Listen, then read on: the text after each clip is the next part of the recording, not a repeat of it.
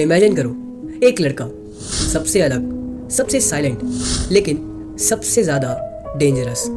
Class में सभी उस लड़के को अंडर एस्टिमेट करते थे, लेकिन एक दिन सबको ये पता चल जाता है कि उस लड़के की साइलेंस में ही उसकी पावर छुपी थी। And finally, first place. Kiyotaka Ayanokoji. What's going on here? I will prevail. There is no one from the White Room who is superior to me.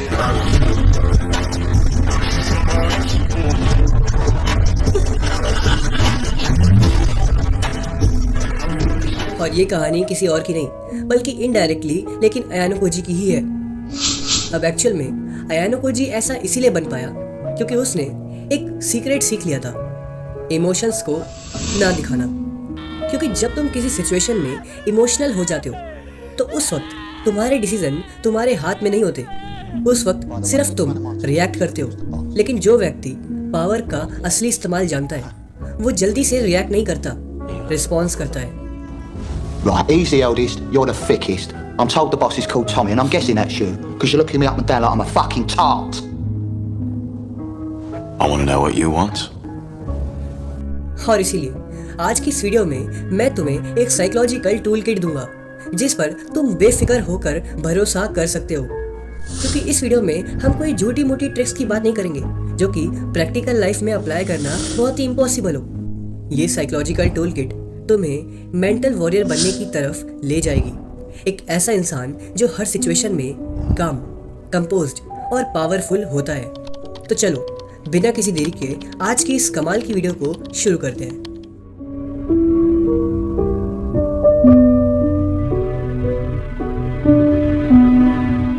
अब अयानो कोजी पूरे शो में किसी भी सिचुएशन में इमोशनल नहीं होता क्योंकि उसने एक रियलिटी को एक्सेप्ट कर लिया है कि लोग अधिकतर तुम्हारे इमोशंस को सही से समझेंगे नहीं, बस उसका फायदा उठाएंगे। I need you or anything. I am fine without you. But Horikita, I've never considered you an ally, not even for a second. मेरे हिसाब से तुम इमोशनल इसीलिए होते हो क्योंकि तुम आने वाले आउटकम से अटैच्ड हो। तुम चाहते हो कि सब कुछ तुम्हारे हिसाब से हो, लेकिन ऐसा होना पॉसिबल नहीं है। और यही सेम चीज हमें भगवद गीता में भी सुनने को मिलती है। भगवद गीता में कृष्ण ने आराम से कहा है, अर्जुन, भविष्य में क्या होने वाला है उसका किसी को पता नहीं। कर्म करो अर्जुन, जय पराजय का विचार छोड़कर अपने कर्तव्य पर ध्यान दो। लेकिन तुम्हारा ध्यान हमेशा फल पर होता है और शायद इसीलिए तुम हर बार इमोशनल हो जाते हो। लेकिन वहीं अयानो कोजी ने डिटैचमेंट को अपना आर्मर बना लिया है। अब डिटैचमेंट का मतलब होता है किसी भी आउटकम से बिना जुड़े एक्शन लेना, ऑब्जर्व करना बिना किसी जजमेंट के, इमोशंस को फील तो करना लेकिन उसके कंट्रोल में नहीं आना। और शायद यही रीजन है कि अयानो कोजी हर गेम को जीत जाता है। वो हर मूव को कोल्ड माइंड से प्लान करता है।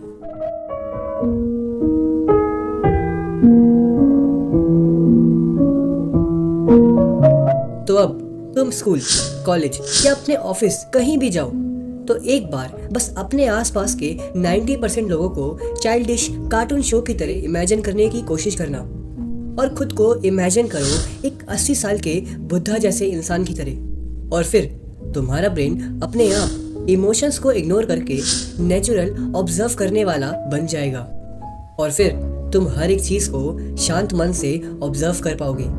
ऐसा माइंडसेट हमें मेडिटेशन सिखाता है और मेडिटेशन कोई सिर्फ शांति के लिए नहीं, बल्कि ये तो एक ऐसी चीज है जो हर सोल्जर को उसकी ट्रेनिंग के वक्त उसे सिखाई जाती है।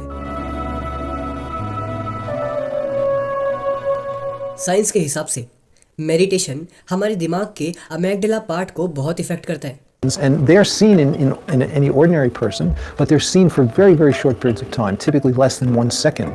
They also don't have such large amplitude. अब इन सब को करने के लिए एक बहुत ही आसान तरीका, शुरुआत करो 5 मिनट की एक्सरसाइज से।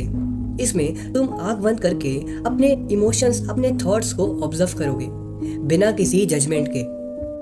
ऐसा करने से तुम्हारे अंदर इंटरनल डिसिप्लिन डेवलप होगा।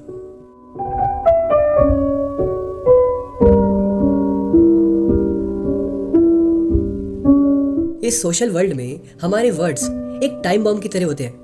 तुम्हें लगता है कि तुम किसी से बात करके उससे दोस्ती कर रहे हो पर सामने वाला तुम्हारे इमोशंस को मेजर कर रहा होता है।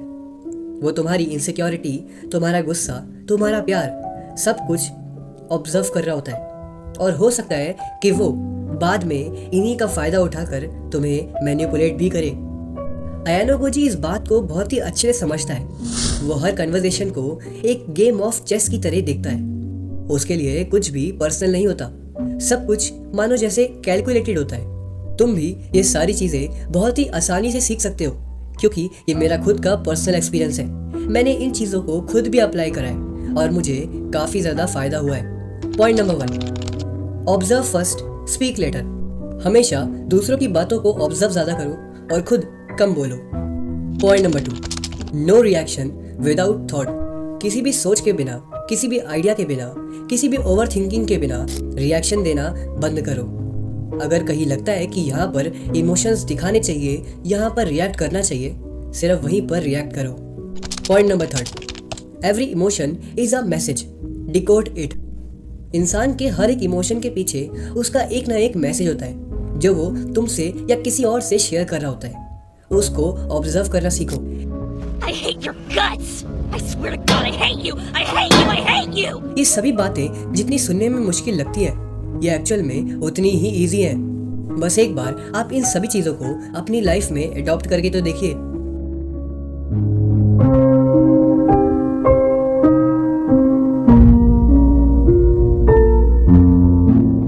रियल ट्रांसफॉर्मेशन तभी आता है जब तुम थ्योरी को रियल लाइफ में अप्लाई करना शुरू करते हो, और बुक्स तुम्हारा माइंडसेट बढ़ाने में सबसे ज़्यादा इफेक्टिव तरीका है। पर कई लोगों को मेरी तरह बुक्स पढ़ना पसंद नहीं होता, इसीलिए मैं तुम्हें एक बुक सजेस्ट करना चाहूँगा जिसकी ऑडियो समरी तुम यूट्यूब पर या कहीं पर भी सुन सकते हो। अगर तुम भी स्टोइसिज्म को डीपली समझना चाहते हो तो तुम्हें मेडिटेशन बाय मार्कस ऑरेलियस ये बुक को ज़रूर पढ़ना चाहिए, क्योंकि मैंने खुद भी इस बुक को पढ़ा है और ये बुक काफ़ी इफेक्टिव है। मार्कस भी एक एम्परर था, एक बैटलफील्ड का किंग, लेकिन उसका कंट्रोल अपने इमोशंस पर इतना स्ट्रॉन्ग था कि उसके एनिमीज भी उसको साइकोलॉजिकली लेवल पर तंग नहीं कर पाए। और मैं तुम्हें ये बुक इसीलिए सजेस्ट कर रहा हूँ क्योंकि इस बुक की कई सारी बातें तुम्हें अयानो कोजी की तरह बना सकती हैं। और अगर इस वीडियो को देखने के बाद भी तुम अभी तक अपने इमोशंस को कंट्रोल करने की कोशिश कर रहे हो तो तुम गलत हो, क्योंकि तुम्हें अपने इमोशंस को कंट्रोल करने की ज़रूरत नहीं है, तुम्हें अपने इमोशंस को मास्टर करने की ज़रूरत है।